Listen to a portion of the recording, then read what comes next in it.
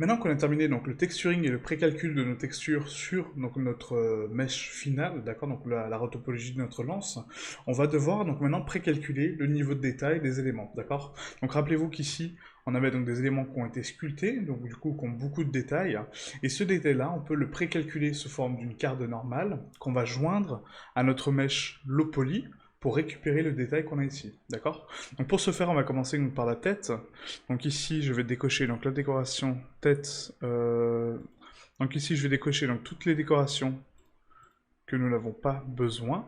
Je vais supprimer également donc le mesh qui se superpose avec l'autre, hein, parce que rappelez-vous, on avait créé donc une duplication. Donc je vais supprimer la retopo UV OK, la première. Et là, je vais renommer donc cet élément retopo tête unique. Voilà, comme ceci. Maintenant, pour précalculer une normale, l'important c'est que les éléments se superposent, d'accord? Parce qu'on va calculer donc une différence de niveau, aussi bien négative que positive. Donc si, par exemple, ma matière ici rentre à l'intérieur en forme de cavité, ça va me le calculer en négatif. En revanche, si c'est en relief, ça va me le calculer en positif.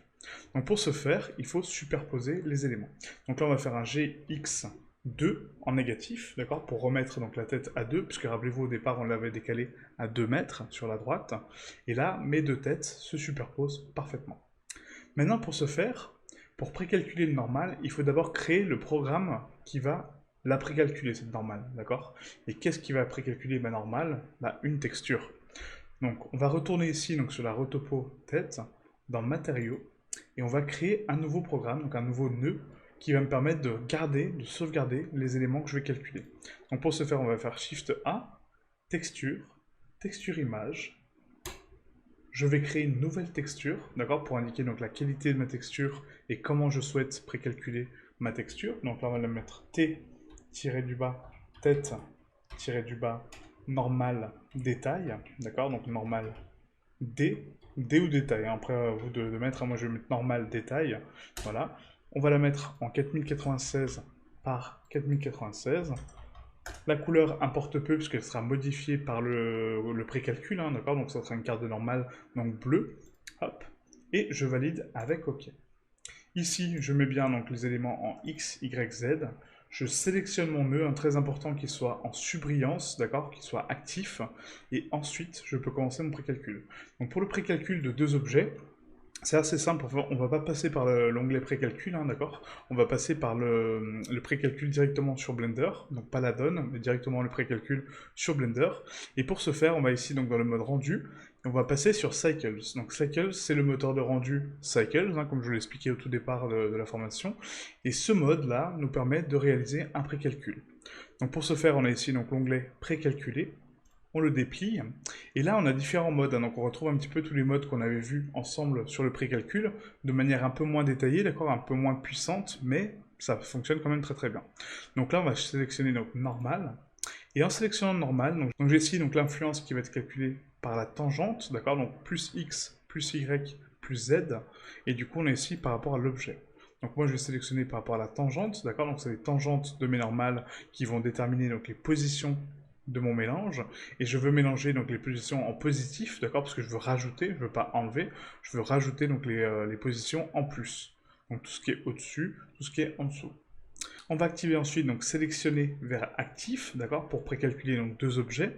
Et là, j'ai ici donc la distance du rayon. Donc la distance du rayon, on l'a déjà vu, hein, quand on a réglé donc le précalcul ici avec la donne. C'est la distance à laquelle donc les rayons vont être émis depuis ma tête de base pour être calculés. Donc là, on va mettre donc 0.01 comme ceci. Et là, la marge, on va mettre 5 pixels. Hop, comme ceci. Hop, 5, voilà, 5 pixels.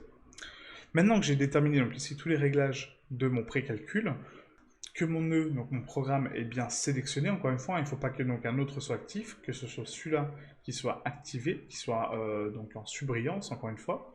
Je peux aller ici donc dans peinture de texture, sélectionner du coup ma normale de détail qui est ici, hein, voilà là, et là, cliquer sur l'onglet donc de rendu, sur précalcul. Donc précalcul, je clique sur précalcul.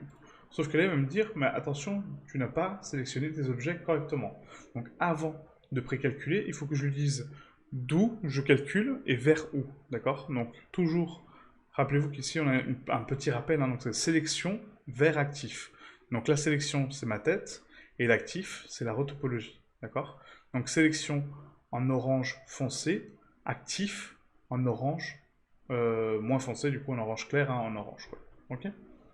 Donc, sélection active, c'est l'orange en subbrillance.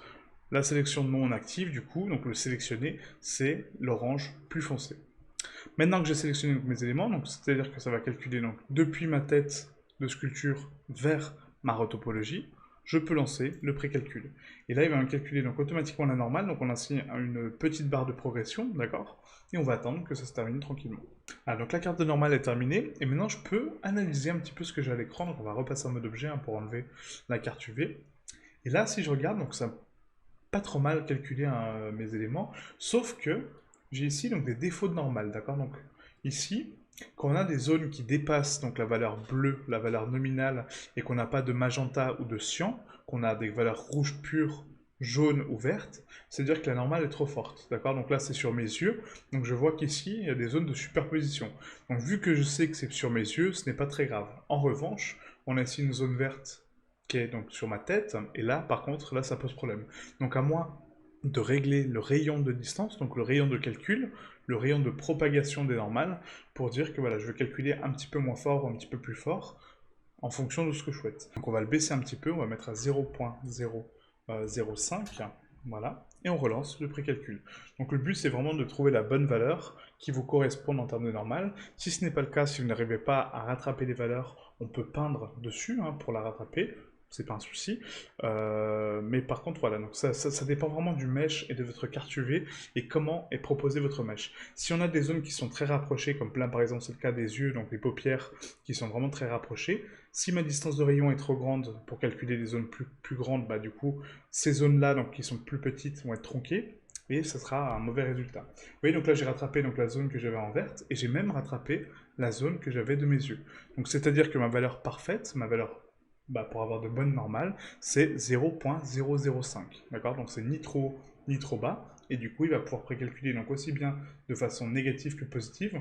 On a un léger petit défaut ici, mais c'est vraiment très minime. Hein. Celui-ci, on n'a même pas besoin de le rattraper, parce qu'encore une fois, c'est dans les yeux. Donc pas de souci.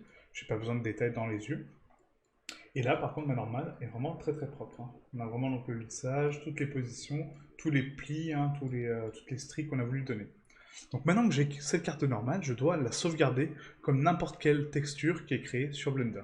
Donc ça, je vous l'ai déjà montré. On a ici donc la petite étoile qui indique que cette image est temporaire. Je clique sur image, je vais enregistrer sous et je la sauvegarde dans mon dossier de texture. Donc 4K, T tête normale détail, parfait. J'enregistre l'image sous. J'ai ma carte de normale qui est parfaite. Maintenant que j'ai celle-ci, donc on va calculer donc, la jonction de lame et la colonne. Donc on va commencer par la colonne.